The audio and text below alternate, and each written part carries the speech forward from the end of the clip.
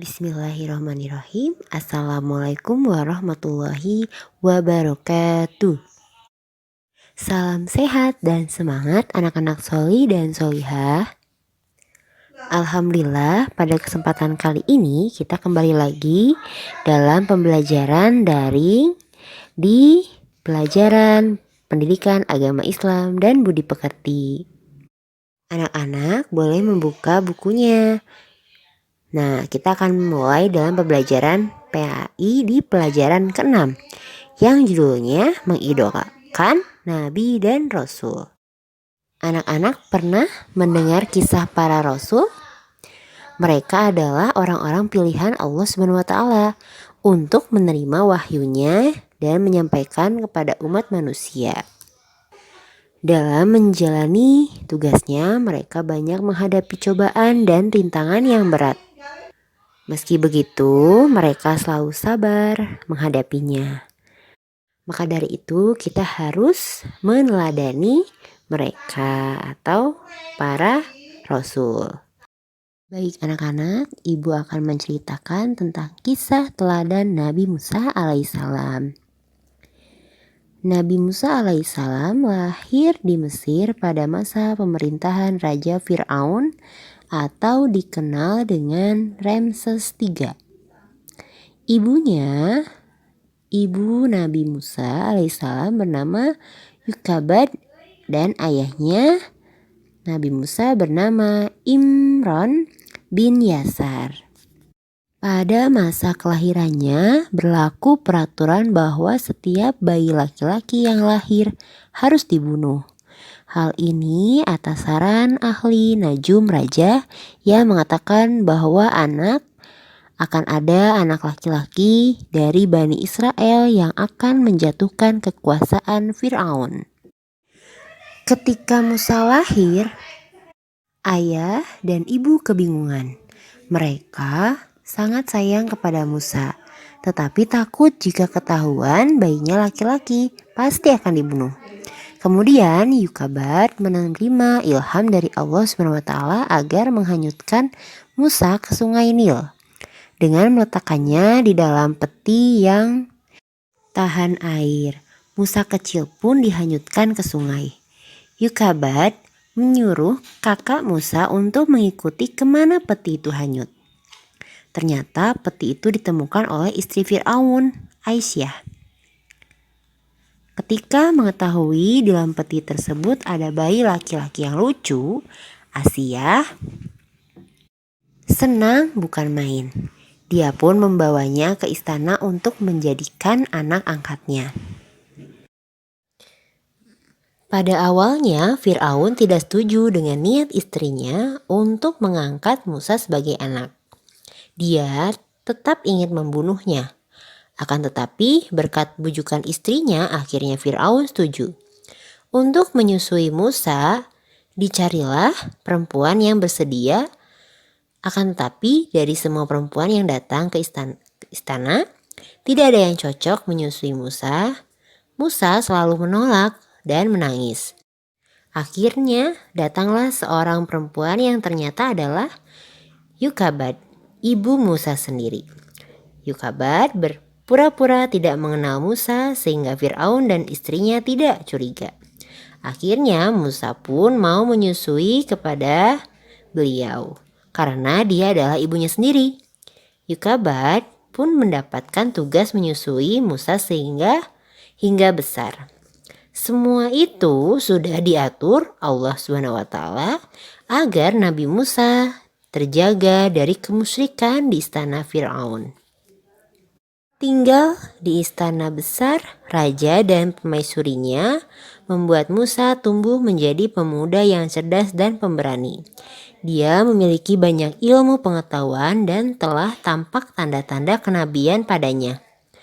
Suatu hari dia berjalan-jalan keluar istana. Dia melihat ada dua orang sedang berkelahi, yaitu seorang dari suku Kibti dan seorang Bani Israel. Musa berusaha melerai pertengkaran itu, tetapi orang Kibti tidak mau dan marah kepada Musa. Musa pun marah dan memukulnya. Sekali pukul orang itu pun mati. Kabar kematian orang Kipti oleh Musa sampai ke telinga Fir'aun. Fir'aun marah karena yang terbunuh adalah suku dari Fir'aun. Dia pun memerintahkan pengawalnya untuk menangkap Musa dan menghukumnya. Musa pun takut dan memutuskan untuk meninggalkan Mesir. Dia melarikan diri ke Madian yang ditempuh selama 8 hari. Dia menyesal telah membunuh orang dan memohon ampun kepada Allah SWT. Sampainya di Madian, Musa diterima oleh keluarga Nabi Syuaib. Dia mendapat tugas untuk mengembalakan ternaknya. Pekerjaan itu dijalin hingga 10 tahun. Akhirnya Musa menikah dengan putri Nabi Syuaib. Setelah lama tinggal di Madian, Musa ingin kembali ke Mesir. Dalam perjalanannya, Musa dan istrinya tersesat dalam kegelapan malam. Musa melihat sebuah cahaya dari atas bukit. Musa pun berniat menghampiri cahaya itu dan mengambilnya untuk penerangan di perjalanan. Dia menyuruh istrinya untuk menunggunya. Sementara Musa berjalan mendaki bukit. Setelah dekat dengan cahaya itu, tiba-tiba terdengar suara, "Wahai Musa, aku ini adalah Tuhanmu. Maka tanggalkanlah kedua terompahmu. Sesungguhnya kamu berada di lembah yang suci, yaitu Tua. Aku telah memilihmu, maka dengarkanlah apa yang akan kuwahyukan kepadamu. Sesungguhnya aku ini adalah Allah. Tiada Tuhan selain aku, maka sembahlah aku dan dirikanlah sholat untuk mengingatku." Itulah wahyu pertama yang diterima langsung oleh Nabi Musa. Dia telah diangkat menjadi nabi dan rasul. Dia juga dibekali mukjizat sebagai bekal untuk berdakwah kepada Fir'aun. Mukjizatnya itu berupa tongkat yang dapat berubah menjadi ular besar. Dalam perjalanan dakwahnya, Nabi Musa didampingi oleh saudaranya, yaitu Nabi Harun, yang fasih dalam berbicara dan berdebat. Setelah diangkat menjadi nabi dan rasul, Allah memerintahkan Nabi Musa pergi ke Mesir untuk berdakwah kepada Fir'aun dan membimbing kaum Bani Israel. Nabi Musa mengajak Fir'aun dan rakyatnya untuk menyembah Allah. Fir'aun menolak dan mengatakan bahwa dirinya adalah Tuhan yang patut dipuja dan disembah. Fir'aun tidak mempercayai kenabian Nabi Musa dan meminta bukti apa yang dikatakan Nabi Musa adalah benar. Nabi Musa pun melemparkan tongkatnya. Seketika itu berubah menjadi ular. Fir'aun lari ketakutan dan meminta agar Musa menangkap ularnya. Ketika ditangkap, ular itu pun berubah menjadi tongkat. Fir'aun belum puas dan meminta bukti lagi. Nabi Musa pun memasukkan tangannya ke dalam baju dan ketika dikeluarkan lagi, tangan itu menjadi putih cemerlang, menyilaukan mata Fir'aun dan pejabat lainnya. Mukjizat Nabi Musa tidak mampu membuat Fir'aun mempercayainya. Bahkan Fir'aun mengundang ahli-ahli sihirnya untuk melawan Musa. Ahli-ahli sihir itu pun melemparkan tali yang dapat berubah menjadi ular. Namun Musa pun melemparkan tongkatnya yang menjadi ular lebih besar. Ular Nabi Musa menelan semua ular ahli sihir. Para ahli sihir terheran-heran. Dalam peristiwa itu akhirnya mereka beriman dan mengikuti ajaran Nabi Musa. Fir'aun pun marah dan memerintahkan tentaranya untuk membunuh Nabi Musa dan semua pengikutnya. Merasa tidak aman di Mesir, Nabi Musa mengajak pengikutnya untuk meninggalkan Mesir. Ketika sampai di tepi Laut Merah, tentara Fir'aun berhasil menyusulnya dan hendak membunuhnya. Nabi Musa pun memukulkan tongkatnya ke laut sehingga terbelah menjadi dua. Nabi Musa dan pengikutnya pun dapat melewati Laut Merah dengan selamat. Ketika Fir'aun dan tentara mengejar, Nabi Musa memukul tongkatnya lagi. Kemudian laut menjadi satu kembali. Fir'aun dan tentaranya tenggelam di dasar laut. Itulah akibat dari kesombongan Fir'aun. Setelah selamat dari kerajaan Fir'aun dan tentaranya, Nabi Musa dan pengikutnya melanjutkan perjalanannya. Allah melindungi Nabi Musa dan pengikutnya dari kepanasan dengan memerintahkan awan menutup sinar matahari. Ketika mereka lapar, Allah menurunkan makanan berupa mana dan salwa. Nah, pengalaman Nabi Musa alaihissalam yaitu Nabi Musa pernah ditanya kaumnya, apakah ada orang yang lebih pandai daripada Nabi Musa? Nabi Musa menjawab, tidak ada yang lebih pandai daripada dia. Kemudian Allah pun menunjukkan bahwa ada orang yang lebih pandai dari dan lebih bijaksana daripada dirinya.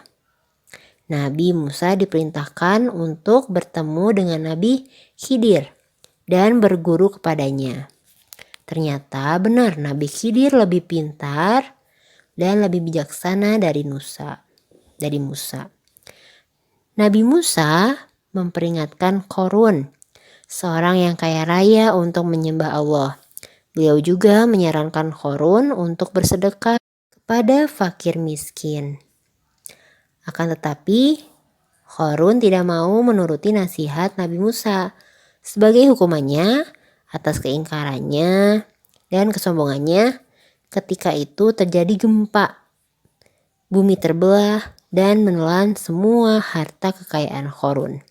Qarun sendiri mati ditelan bumi. Itulah balasan bagi orang yang ingkar dan sombong kepada Allah SWT dan Rasul-Nya. Nah, baik. Meneladani Nabi Musa itu termasuk dalam kelompok Nabi dan Rasul yang mendapat julukan Ulul Azmi. Dalam perjalanan tugas kerasulannya, beliau memiliki banyak sifat terpuji yang harus kita teladani, yaitu diantaranya sifat-sifat tersebut sebagai berikut, yaitu yang pertama ada berani menegakkan kebenaran dan tegas dalam bertindak. Baik, sampai di sini pembelajaran hari ini. Mudah-mudahan bermanfaat.